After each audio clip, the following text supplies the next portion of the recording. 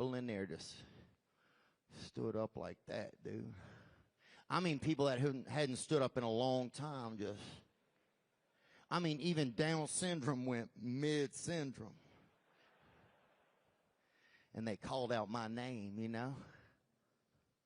So, when I see somebody that's learning disabled, man, I did my time, you know. And part of you never leaves, you know. Gang, recognize gang. So, we good? I want to thank you guys. I tried my best. This was super hectic, but that's not on you guys. That's on me. I want to thank the Qatari government for bringing me out. I definitely prepared, but it just, I don't know what it was. It was a lot, but we did our best. And, I want to thank you guys also for, you know, even as hectic as today was, even with me telling jokes, it wasn't my best day. I'll give you that. But my job is I get to say what I want, right? I get to say what I want. Right? I get to speak freely, right? Whether you agree or not, but I don't have that right if people don't stand up for it. And so I just want to say that I wouldn't even be able to come here and do my job not well today if you guys weren't here sacrificing your time and commitment. And so I just want to thank you guys for giving me the freedom of speech, and we'll use the freedoms a little bit better next time. But I couldn't thank you more for making my job possible. It wouldn't exist. And thank you to the Qataris for having us here today. And you guys be good to yourselves, baby. Praise God. Thanks. I could just get out of Georgia. I might find my way home again.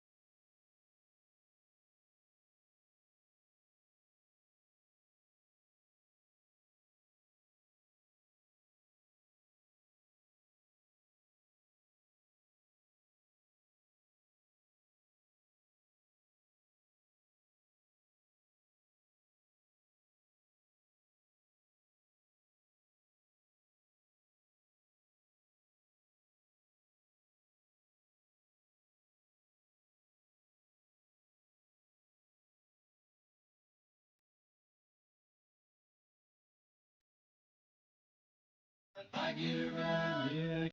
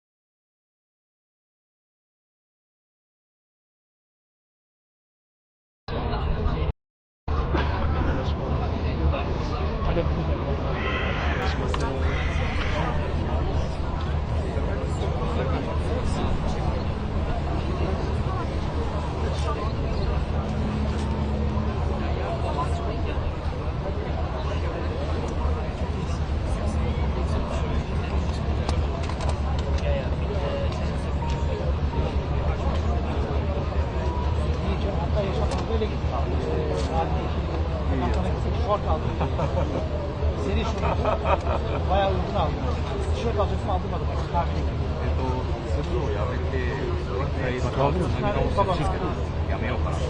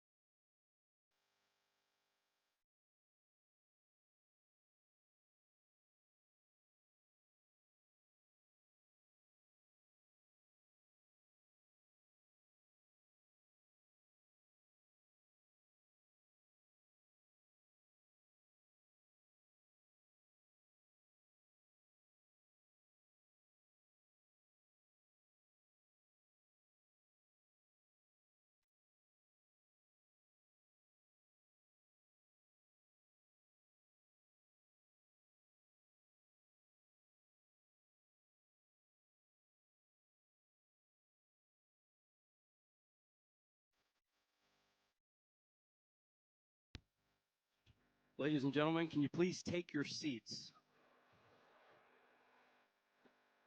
Say again, please take your seats and remain in your seats from this point forward. Thank you.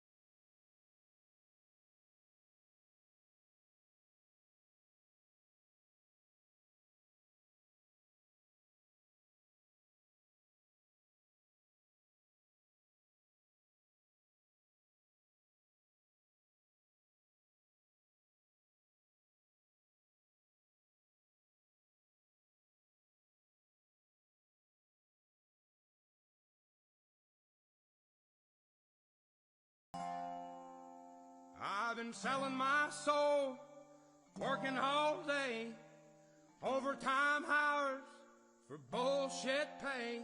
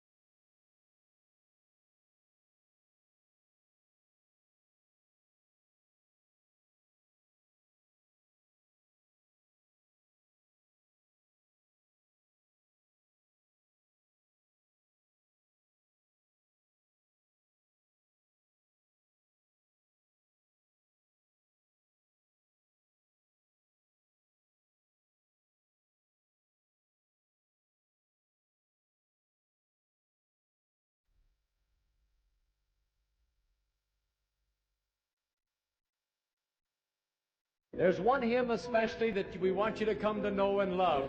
A great hymn of adoration. It's a Swedish hymn written in 1886. How Great Thou Art.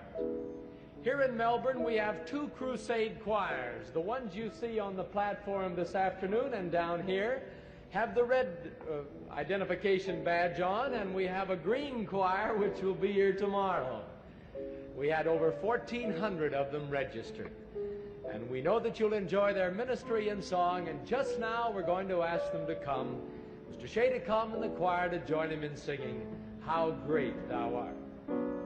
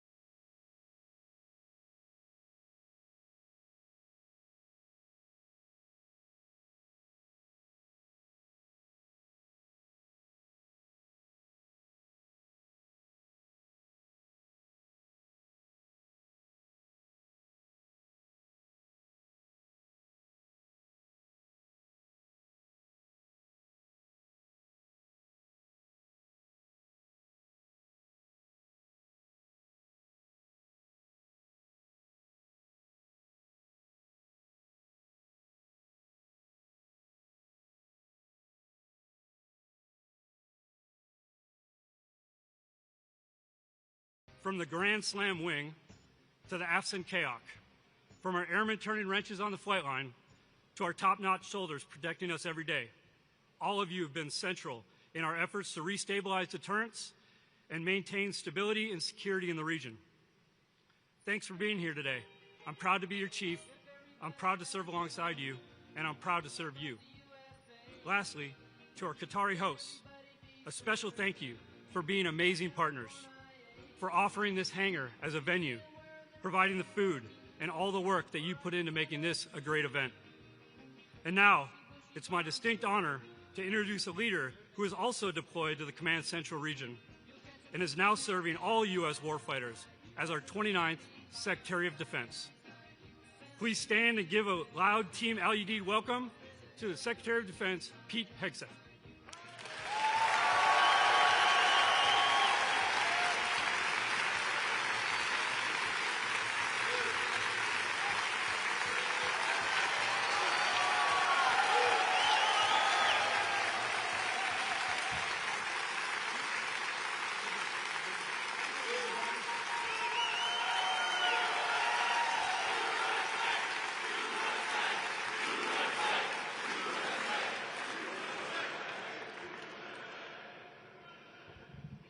How we doing, American warriors?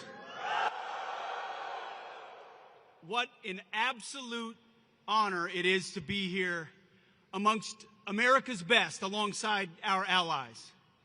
I look out into this audience and I truly see the eyes of American strength, the eyes of American deterrence, the eyes of Americans who put America first. So on behalf of a grateful nation, I want to thank you for your willingness to take the prime of your life to raise your right hand to defend our Constitution and our great nation.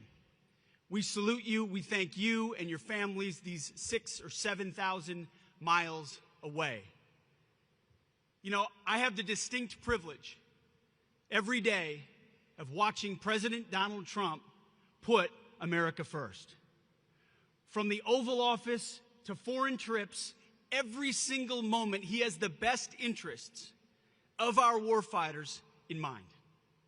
He wants to ensure in every situation, in every scenario, and every conflict, we have your back. And that's his message to me. He says, Pete, we better have their back as warfighters every time. We have three things at the Department of Defense that we're doing to ensure we achieve peace through strength and put America first. Number one, we're restoring the warrior ethos. No more political correctness, gender pronouns, DEI, CRT, or climate change. We're in the business of warfighting. Accountabilities, standards, warriors, and lethality. And the American people have responded. The young people of America have signed up in historic numbers, which is why you've seen recruiting skyrocket across the country in historic ways, responding to their commander-in-chief, Donald Trump. You've also seen retention in our ranks at historic numbers as well. We're restoring the warrior ethos. We're also rebuilding our military. President Trump has committed a $1 trillion defense budget, a historic budget unlike any before, a generational rebuilding of our capabilities. We will have the best ships, the best subs, the best planes, the best fighters, the best drones, missiles, air defense, space defense, border security, Golden Dome, you name it. America will be stronger than ever before under our Commander-in-Chief, Donald Trump. He is committed to that. And number three, we are reestablishing deterrence.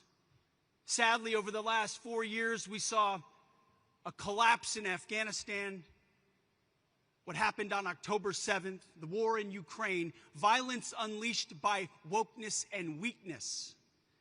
But under President Trump, we're seeing a renaissance of peace through strength. Our enemies know that we mean business, and our allies like Qatar here know that we will stand beside them. That projection of strength, that recognition of American leadership is what unleashes peace. You see, my first motto as a platoon leader was those for my platoon, Charlie Company, 2nd of the 113th, was those who long for peace must prepare for war. We are warfighters standing behind this commander-in-chief, prepared to deliver peace and security for the American people. And we have the greatest commander-in-chief possible in the Oval Office and here with us today. It's always my message to the troops, this man has your back. And that is why it is a distinct honor to introduce to you the 45th and 47th President of the United States, our Commander-in-Chief, Donald J. Trump.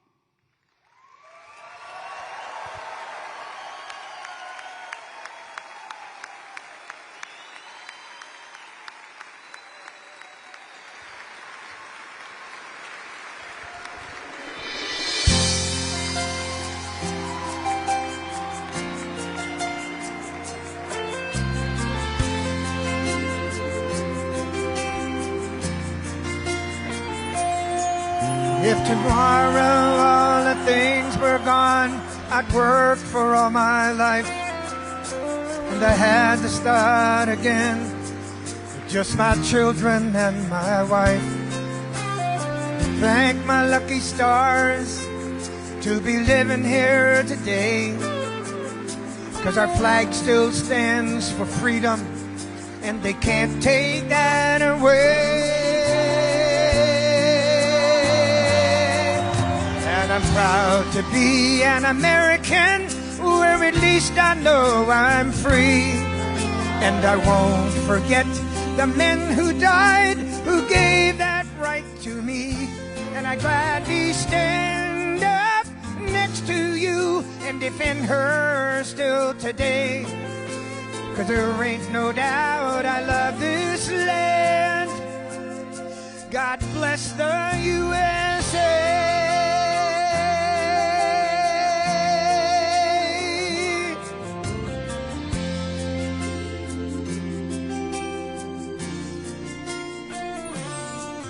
From the lakes of Minnesota to the hills of Tennessee, across the plains of Texas, from sea to shining sea, from Detroit down to Houston, and New York to LA. There's pride in every American heart, and it's time we stand and say that I'm proud to be an American, where at least I know I'm free. And I won't forget the men who died, who gave that right to me. And I gladly stand up next to you and defend her still today. 'Cause there ain't no doubt I love this land. God bless the USA.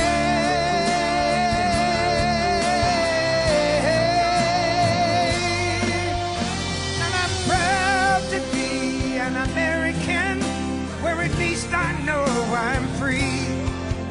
And I won't forget the men who died, who gave that right to me.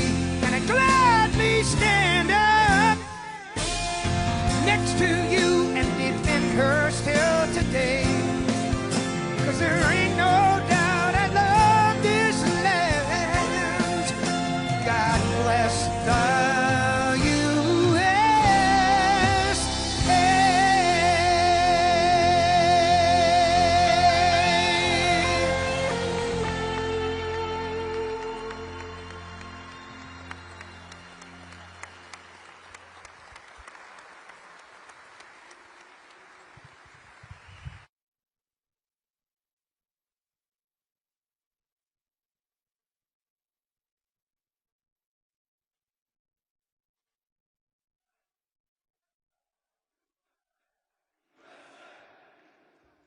Well, thank you very much, everybody. This is an honor. What a beautiful group of people you are. You are good. I wish I looked like you. I would have been president 20 years ago if I looked like you. But I want to give a special hello to Al Udeid Air Base, sometimes referred to as the deed. That's a little sinister term, the deed. Today, we can all relax and be at ease, and we're going to have a little fun. I have nothing else to do, so let's have a little fun, right?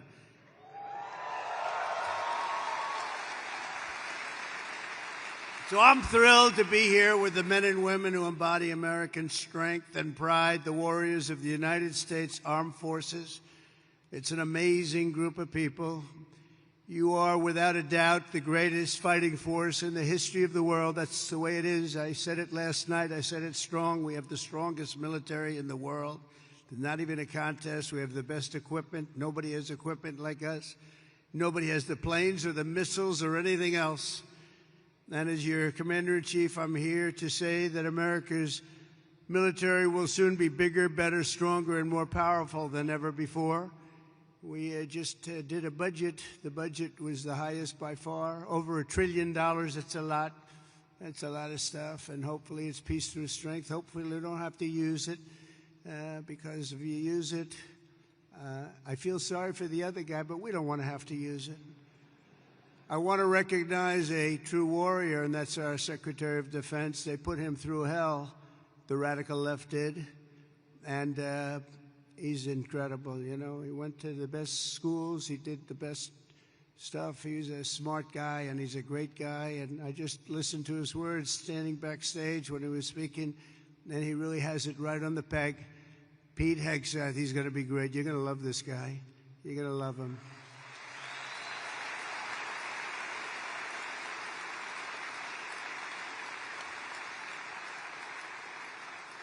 And I also want to influence you to clap for a man who's a great influencer. In fact, my son, Barron, said, "Dad, you got to do an interview with somebody I hadn't heard of." But my son knew very well. He knows everyone. He said, "Dad, this is before the election. You know, we won in a landslide, in case you hadn't known." But he said, "Dad, you got to do an interview with a guy named Theo Vaughn." I said, "Who the hell is Theo Vaughn?" He said, "Dad, he's such a big guy, you got to do an interview." So he knew all the names. I didn't know the names. And where is Theo? He's around here someplace, I think. Theo, thank you very much.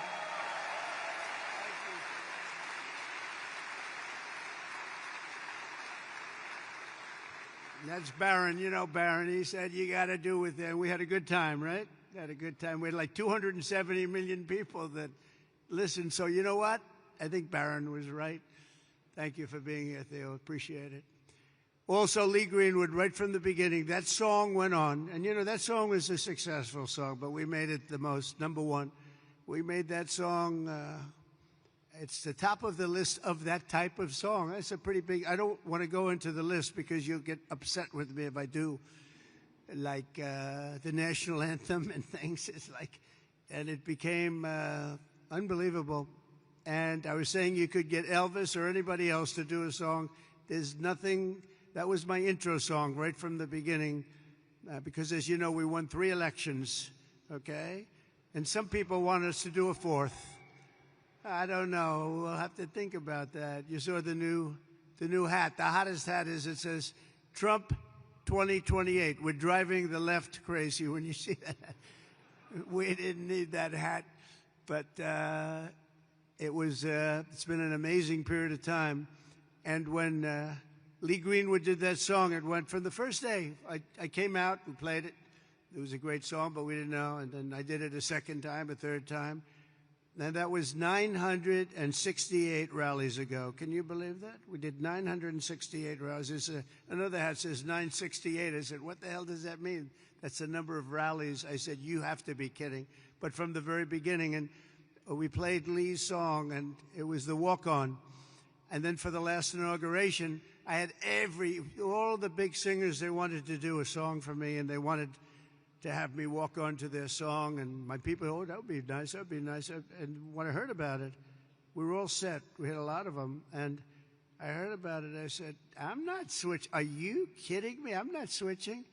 So we stick with Lee. But nobody could have done better than Lee. And he's been so loyal and so great. And it's been really about 9 years of that stuff. And, you know, we had really, honestly, we had 3 unbelievable campaigns, and it's been an honor.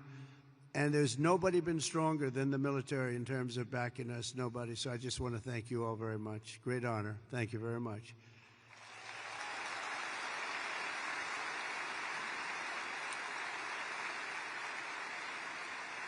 And also with us today is really a great talent, and somebody who's one of the most popular television hosts in history. Still looks young to me, but he's been doing it a long time. But he's an incredible man. He's always seems to take my side, and therefore I like him even more.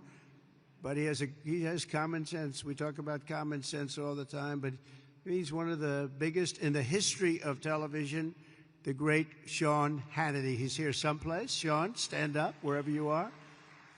Thank you, Sean. Thank you. Where is he? Thank you, Sean. Thank you, Sean. He was a little shy for a change. I've never seen that. We're also grateful to have a very excellent ambassador, Timmy Davis. Everybody loves him. Timmy, thank you very much. Thank you, Timmy. Along with your great military leaders, these are real leaders. These are real tough cookies. Lieutenant General Derek Trapper France, Major General David Shoemaker, Brigadier General Richard Deuce Dickens, Chief Master Sergeants Chris Murphy and Joshua Wiener, and Colonel Brian Ellis. We want to thank you, amazing people. They're real leaders. This is one of the great bases anywhere in the world, and we're lucky to have them. Thank you very much, fellas.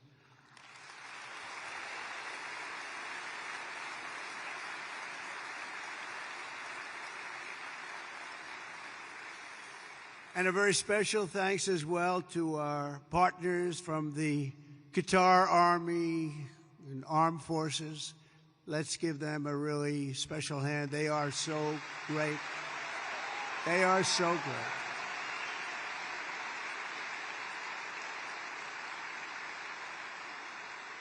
And in particular, we want to give a little special applause for somebody that's been so good. Deputy Prime Minister and Defense Minister, Saud. Where are you, Saud? Thank you very much. Great. Thank you. Thank you. It's an honor. Yesterday, we signed an agreement for Qatar to purchase $42 billion worth of the finest American military hardware, including THAAD missile batteries, Pegasus refueling aircraft, Desert Vipers, light armored vehicles, amphibious combat vehicles, the MQ-9B, and the Sky Guardian drones. That's all the best stuff. If it isn't, please stand up and tell me and we'll get something else. But I believe it's the best. Qatar will also be investing $10 billion to support this massive base in the coming years, and there's no place like it, they say. And a man, the leader, Amir, he's been a special friend of mine for a long time. Long before I did the political thing, when he was a novice, he was a young guy, and we got to know each other, and we liked each other and got along long before I ever thought of running for president. And it's nice when you have that kind of a relationship. We got along right from the beginning. He's a special guy. He's a great leader of your country. So I want to just congratulate you on that, and all the Qatari people, a spectacular group, and it's an honor. And I don't think our friendship's ever been stronger than it is right now. It's you had the last administration. I don't know if they knew too much about what was happening, but this administration does, and you will never see anything like the relationship that we have. We just left Saudi Arabia, as you know, and you have a fantastic crown prince.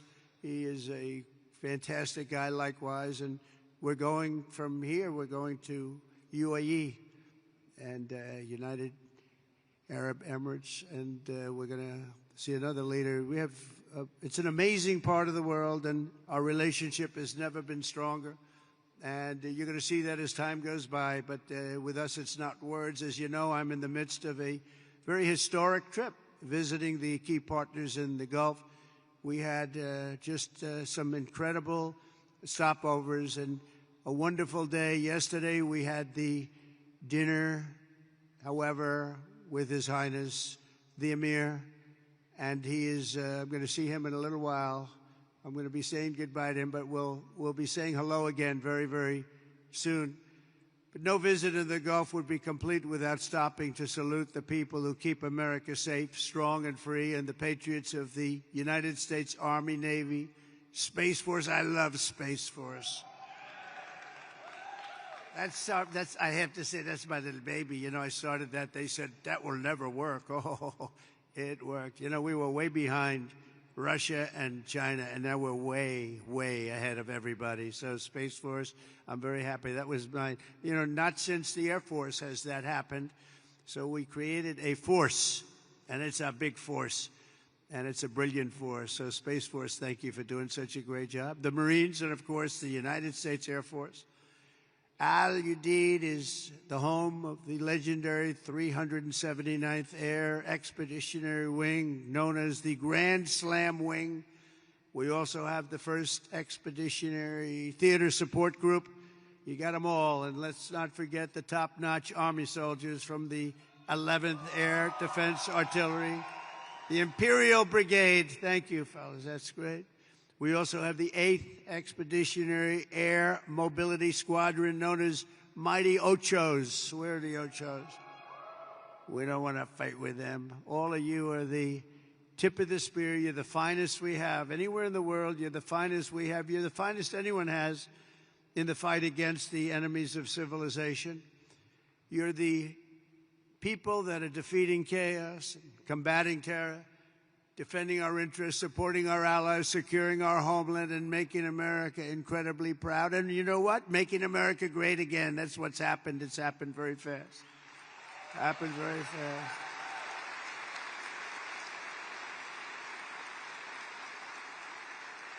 As president, my priority is to end conflicts, not start them, but I will never hesitate to wield American power if it's necessary to defend the United States of America or our partners. And this is one of our great partners right here. When we're threatened, America's military will answer our enemies without even thinking about it. We have overwhelming strength and devastating force. And we had people that didn't like to talk about that, you know. They didn't want to talk about the level of quality that we have. They didn't want to talk about anything. We're going to have a big parade this year, you know, in Washington, D.C., a real parade. And I'll tell you just a little story. A week ago, May 8th, I'd call up a certain country, and they said, oh, we're celebrating the victory of World War II today, sir. Oh, really? I'd speak to one of the presidents or prime ministers or whatever. And they were so busy. Oh, yes, we're celebrating the victory of World War II. Then I speak to another one, and they were celebrating. And the fact is, Russia was celebrating. France was celebrating. Everybody was celebrating but us. And we're the ones that won the war. We won the war.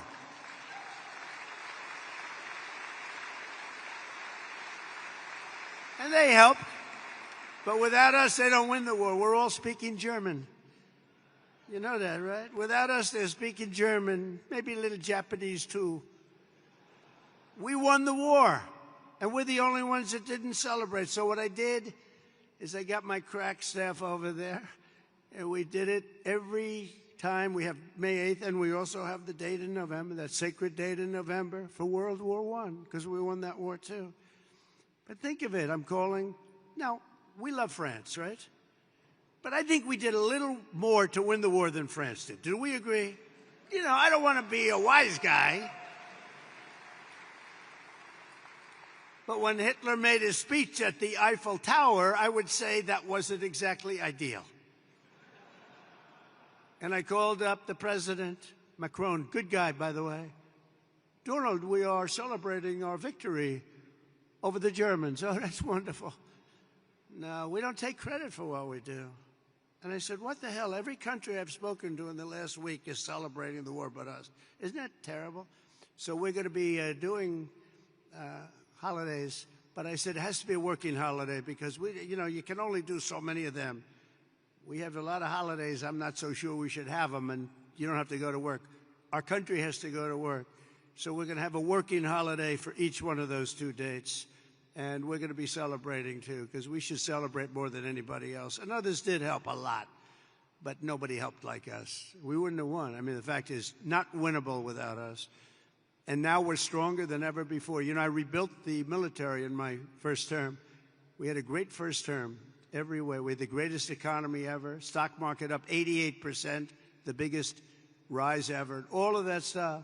But the second term is going to be even better. We have over $10 trillion going to be invested in our country. And this little tour didn't hurt, I will tell you, between the 3 great places. I recently announced that I'll approve an unprecedented $1 trillion, as I told you. It's going to end up going higher, investment in the U.S. Armed Forces, and that's a record as part of that effort. I signed an order to build the Golden Dome missile defense shield to protect our country from missile attack. Is everybody okay with that?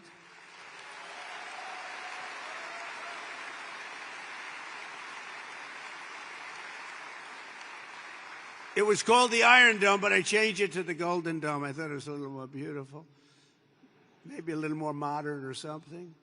But we're going to have it, and it's amazing, actually, what they do. It's going to cost many billions of dollars, all made in the USA. I want it all made in the USA. The days of making our parts all over the world because we have wonderful partners. No, it's America first now.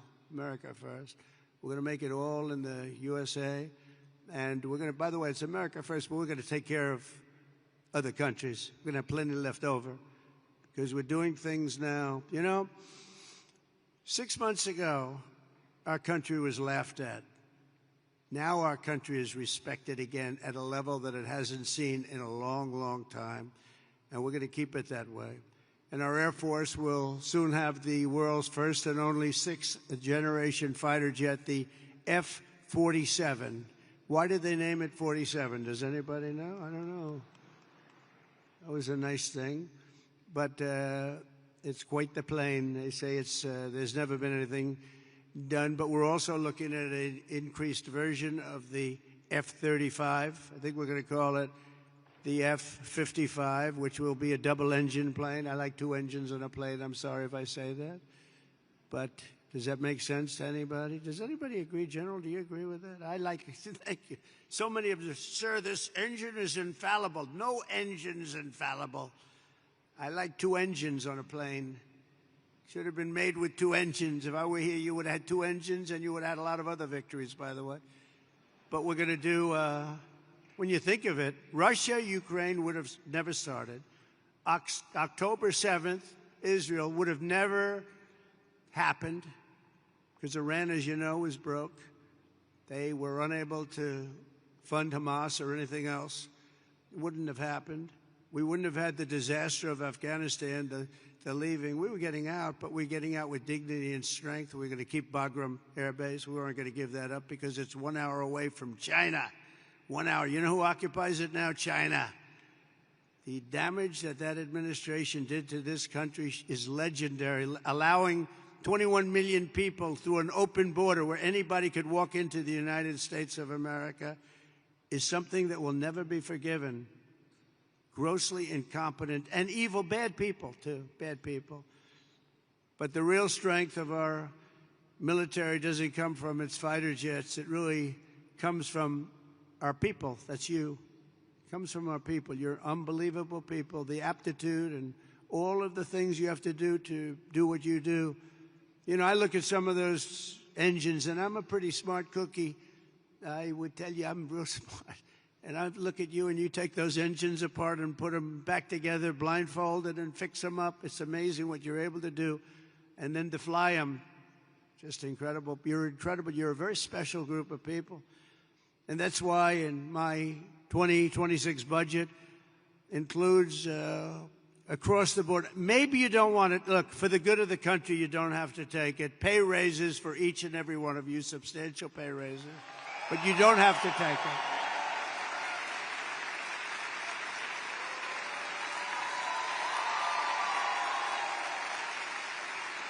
You don't have to take it. You can go to your commanding officers say, "Sir, I'd rather not take that pay. I love my country, sir.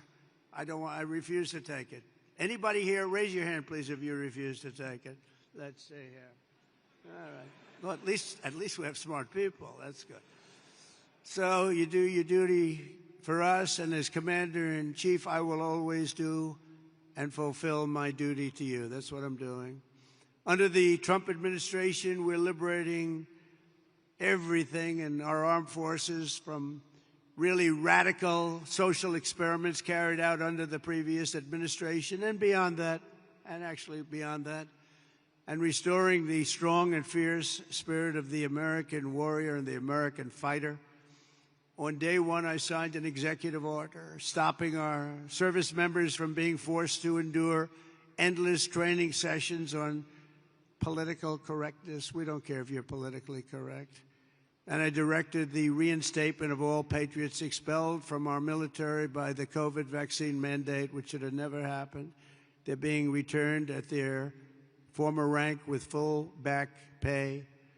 Very important. After years of not making our enrollment targets, to me, this is the biggest thing. Our military suddenly has the best recruiting numbers that perhaps they've ever had, but certainly in 30 years. Think of that. You go back 6 months ago, we couldn't get people to join the military. Nobody wanted your job. Now everybody wants your job. So we went from having the worst numbers we've ever had in terms of recruitment. That included police officers also, firefighters, but police officers. But in the military, think of that. You couldn't get people to join the military, and now we're brimming over. We have the highest numbers we probably, minimum 30 years, but probably have ever had, because there's such an incredible spirit now in our country. We have a whole new spirit, and it began on a date, November 5th. That was Election Day. Under the Trump administration, America is back, and America's military is back, bigger, better, and stronger than ever before. Since my inauguration, service members stationed throughout this region have terminated 83 major terrorists operating across Iraq, Syria, and Somalia, including the #2, just recently, global leader of ISIS. And I knocked out ISIS, as you know, in my term. They said it was going to take 4 years. I said, why 4 years? That's a long time. And then I met a General Raisin Kane. He's now the head of the Joint Chiefs of Staff, right? And he was great. He said, we can do it in 3 weeks, sir. I said, well, I was told 4 years, General, by your television generals in Washington, D.C., and he didn't want to be disrespectful to them. He said, sir, I'm telling you, if you want, we can do it in 3 weeks. And that's what he did. He knocked out 100% of the ISIS caliphate in 3 weeks.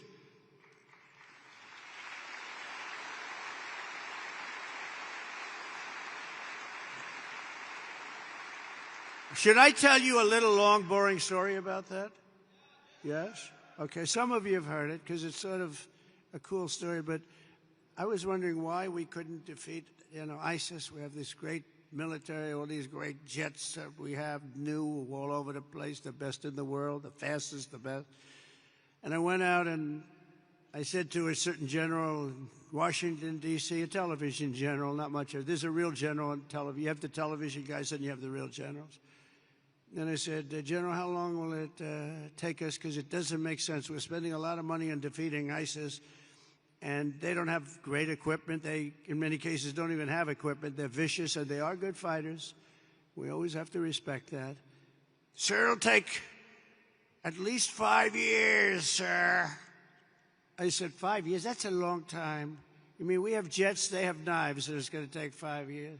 Yes, sir. I said, I don't really believe that. So I did something that I've never done before. I said, I want to go to Iraq, and I want to meet with the people in Iraq because maybe they're different, but I couldn't understand how a large and powerful terror group could last so long. And so I scheduled a flight, meaning I left at 3 o'clock in the morning. It was pitch black. We left very, very under guard. We traveled through Washington, D.C. There was nobody around. Got to the hangar at about 3:15. Air Force One was waiting for us. Pilots, best-looking human beings I've ever seen. Even better looking than Tom Cruise, and he's a friend of mine, okay? These guys were central casting, and they could also fly. And we headed out about 3:30 in the morning, pitch black. We headed for Iraq, and nobody knew I was going, nobody. And we're flying, and we're starting to get close. And they come to see me, and they say, "Sir, we have a problem." "What?" "We're flying over enemy territory very soon, sir. Could we please turn off your lights?" I said, "My lights? We're flying in Air Force One. We just spent trillions of dollars on fighting, and you can't fly in with lights on?" "No, sir, it's very, very dangerous out there." So I said, "Oh, obviously turn them off." Then he comes in addition to the lights, we want to turn down the shades. So I said, "You mean not even shades?" "Okay, we turn down the shades." They said, "I want to go upstairs." This is 747, 2 levels, beautiful plane. Just ordered new ones, by the way, beautiful new ones. And Boeing just, by the way, did the biggest order in the history of Boeing. Just did with your beautiful territory right here. They ordered, I think, 160 planes. I think it's the largest order ever for aircraft. So I salute the people from Boeing, Kelly, and everybody, and General Electric. The engines are General Electric Super Prime, and I really think it's great. Congratulations. But I go up to see the pilots because I love sitting with the pilots. I like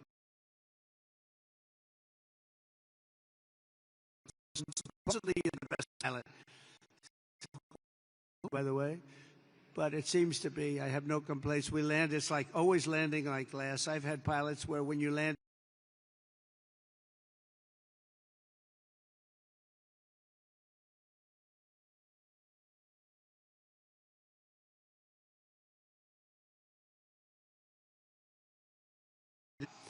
but these pilots land. I mean, and the 747's a hard one to land. But so I go up, I see the pilots. I say, "Hi, Captain." The guy's a handsome guy. We've got a blonde flat top. I'd like to have a flat top like that. I don't know if the hair's good enough for that. I don't think so. I don't think I'm going to try it either. But perfect person. And I look at the right. He's perfect. Everybody was perfect. They're like perfect human beings.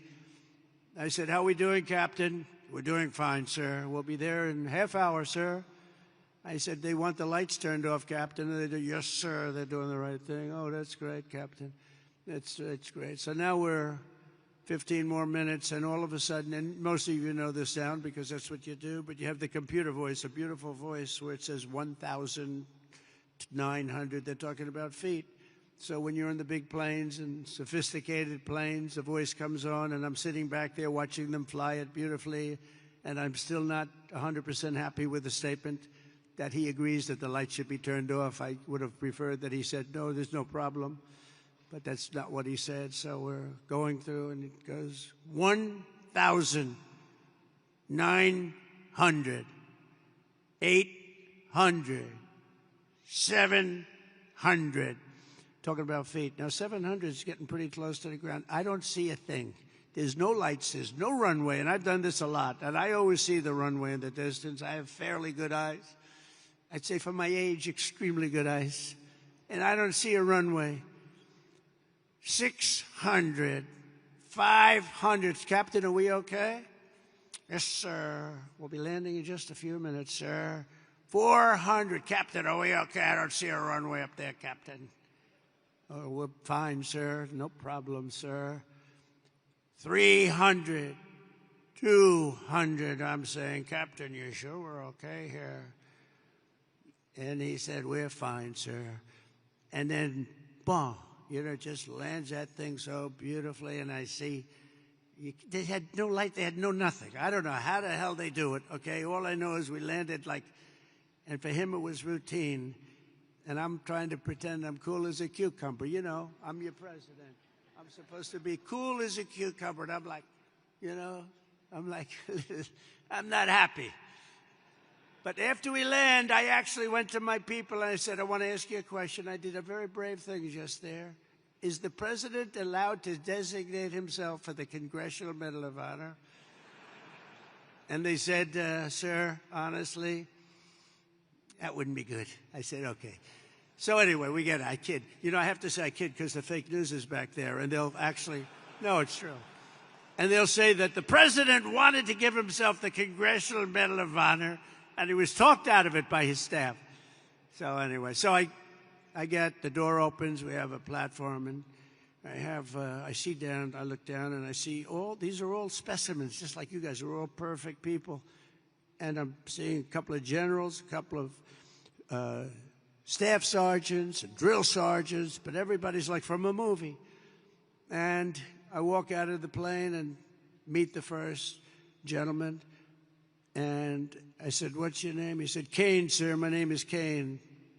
And I said, hello, Kane. What's your first name? Well, they call me Raisin. I said, wait a minute. Raisin. You mean like Raisin Kane? Yes, sir. That's what they call me. General, I love you. You're the guy I'm looking for, General. You're the guy I'm looking for.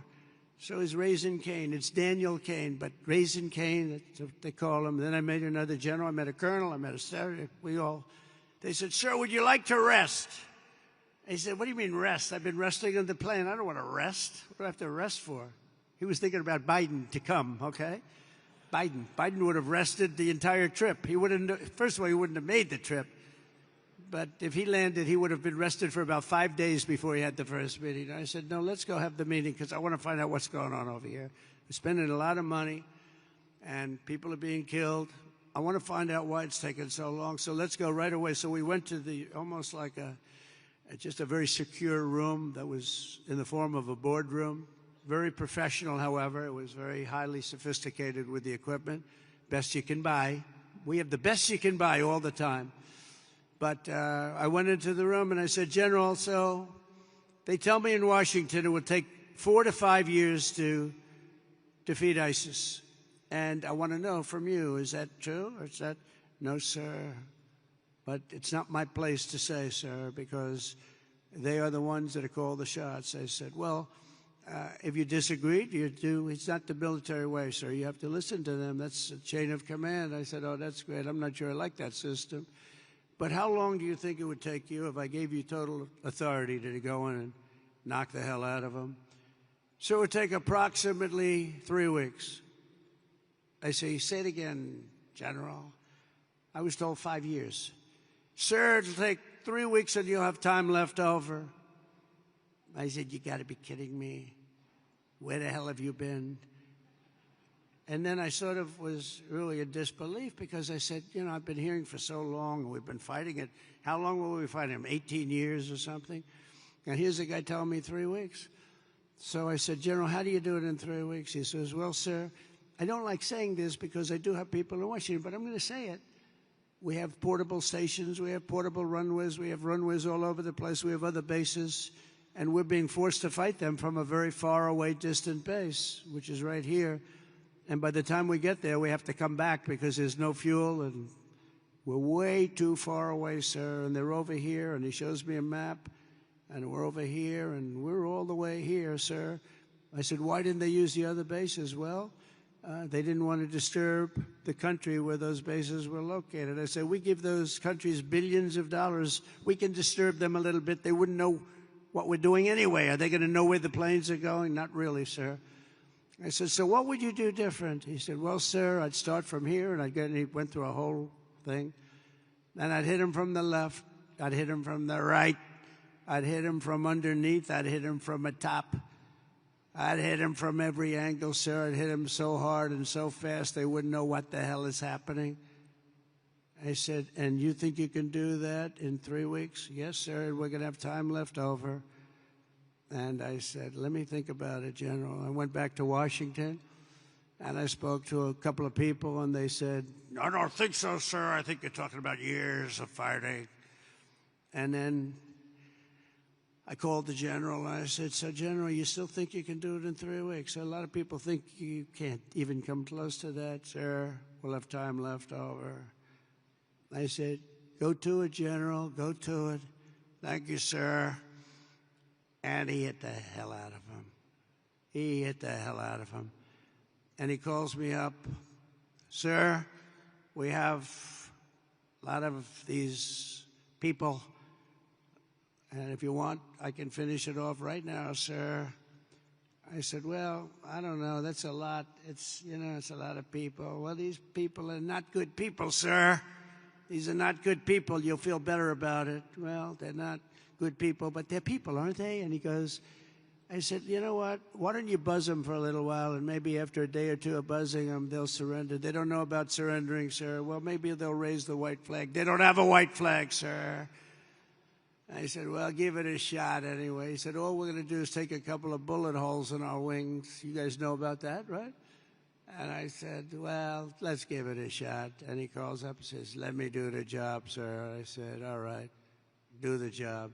And we defeated 100% of the ISIS caliphate in just a very short little period of time, totally different from what I was told in Washington, D.C. by a bunch of frickin' losers, okay?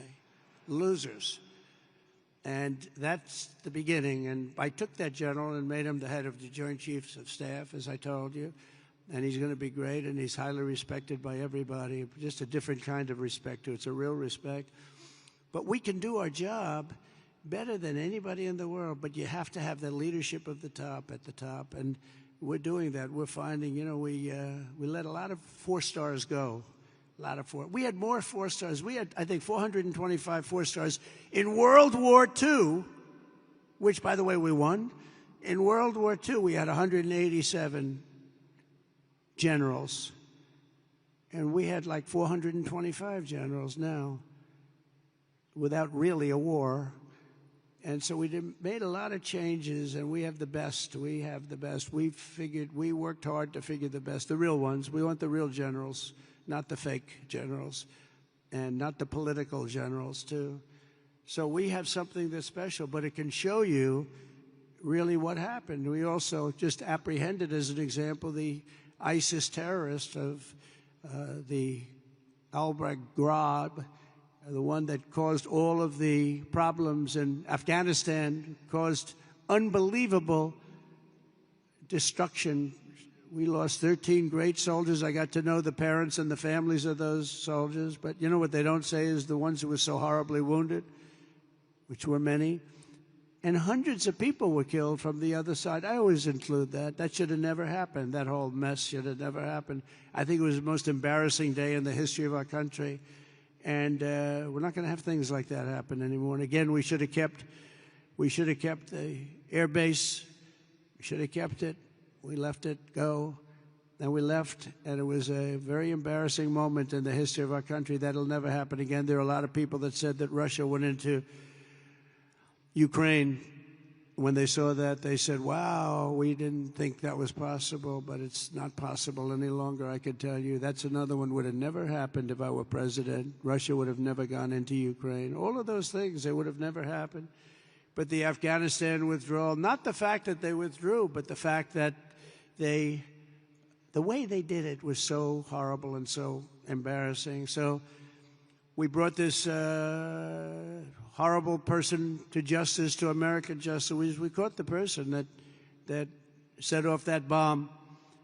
And all of this is possible because of the work that you do with partnerships that you forge. In this case, it was Pakistan. And by the way, I don't want to say I did, but I sure as hell helped settle the problem between Pakistan and India last week, which was getting more and more hostile. And all of a sudden, you'll start seeing missiles of a different type. And we got it settled. I hope I don't walk out of here and 2 days later find out that it's not settled, but I think it is settled. And we talked to them about trade. Let's do trade instead of do war. And Pakistan was very happy with that, and India was very happy with that, and I think they're on the way. They have been fighting for about 1,000 years, in all fairness. So I said, I could settle that up. I can settle anything. Let me settle it up. Let's get them all together. How long have you been fighting? About 1,000 years. Oh, that's a lot. I'm not sure about that. I'm not sure about settling. That's a tough one. They've been fighting for a long time. But we got that settled. Everybody was very happy, I'll tell you. That looked like it was really going to be escalating out of control. But with us today is the first sergeant of the 379th Wing, Master Sergeant Patrick Elders. Patrick, wherever you may be. Where are you, Patrick?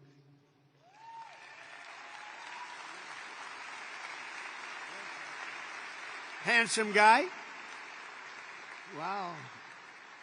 I'm looking at him from here, and it says after having served 22 years, he's a lot. How long have you been in, Patrick? Wow, that's amazing. It looks like he's like 25 years old. I'm saying 22 years. They said, we must have this mixed up. We don't have it mixed up. I guess when you love what you do, you stay young, right? And he loves what he does, no doubt about it. But having served over 22 years in the Air Force, he's one of his, right now, this is his 6th deployment.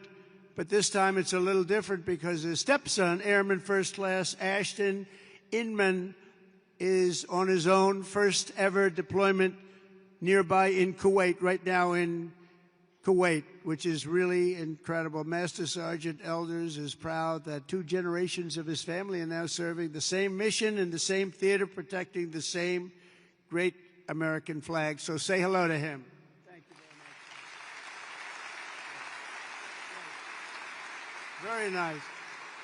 A lot of stories like that.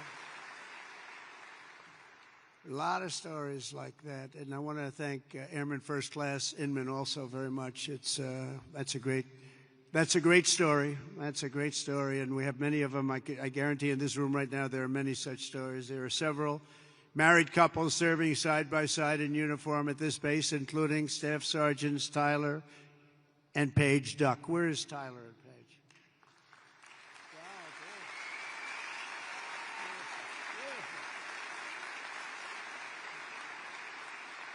For years, they grew their relationship while Paige was deployed in the UK and Tyler was halfway around the world at Joint Base Elmendorf, Richardson in Alaska, conquering a 14-hour time difference. That's a lot of time difference. And now they're together at Udeid, and it's really great. So, Staff Sergeants, congratulations. It's fantastic. The American people never forget that our service members and their families make incredible sacrifices each and every day so that all Americans can be safe and be free, and we love our amazing military families. Our military families are as good as you can get. The men and women here today are part of a noble tradition of service that has been passed down from one generation of Americans to the next, and your spirit and courage and sacrifice has always been there when we needed you the most. You're always there when we need you the most. With us today is Master Sergeant Michael Schlow, who happens to be from a small town in a place called Butler, Pennsylvania. Has anybody heard of Butler, Pennsylvania? Yeah. Michael is a member of the Air Force Reserve as well as Butler County Corrections Officer. And last July 13th, he attended the rally where an assassin tried to take my life. He gave it a shot. Not good. That was someday. As soon as the shots were fired, Michael raced to direct law enforcement toward the sniper's perch, then worked to evacuate the rest of the crowd in a very safe manner. But Master Sergeant Schlow would be the first to tell you who the real hero was that day. He personally knew and really liked veteran firefighter, also a veteran of the military, great veteran of the military, who laid down his life for his country, really laid down his life for his country. His whole life was about his country. Corey Comparator, and he's become somewhat of a legend, I will tell you. He took a hard shot. He took a hard shot guarding his family. Master Sergeant Schlow, your commitment represents the very best in America. Thank you for your incredible service that day and forever, because that day was a horrible day, but you acted with incredible bravery. We've got reports about what you did. It was really amazing, and I personally appreciated it. That was a rough day. We don't want to have days like that. But Corey was an incredible guy, lost his life, guarding his wife and children. Every American warrior here today inherits a legacy of exceptional patriots who have defended our freedom for nearly 250 years. You carry on the glorious tradition of the heroes of Lexington and Concord, Gettysburg and Belleau Wood, Normandy and Midway. You embody the spirit of the soldiers who hoisted the flag over Fort McHenry and the Marines who planted the stars and stripes on the summit to Iwo Jima. That was a rough attack. You carry forward the mission of generations of Americans before you who marched through halls of gunfire, trekked over rugged mountains, stormed across scorching deserts, sailed through hostile waters, conquered unknown dangers, and poured out their blood and guts on battlefields all over the world. The military is incredible, and we won our independence. We preserved our union, protected our way of life, defeated fascism, crushed terrorism, liberated millions and millions of people from bondage, and brought communism to its knees. It's what we did. And now we're going to defend America from all enemies, overcome all obstacles and dangers, and as one nation, we're going to build a future of peace and prosperity for generations to come. Together we will stand strong, we will stand proud, we will live free, and we will fight, fight, fight, and win, win, win.